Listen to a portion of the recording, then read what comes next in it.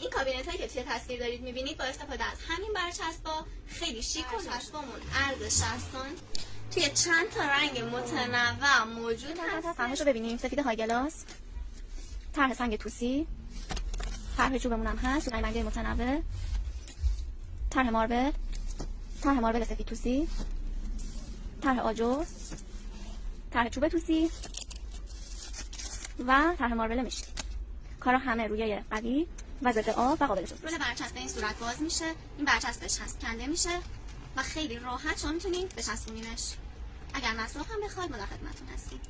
اینم بذارید بگیرم ببینید. اینم به این صورت هستش. ضد آب شما با استفاده از هر شوینده‌ای که بخواید میتونید تمیزش کنید.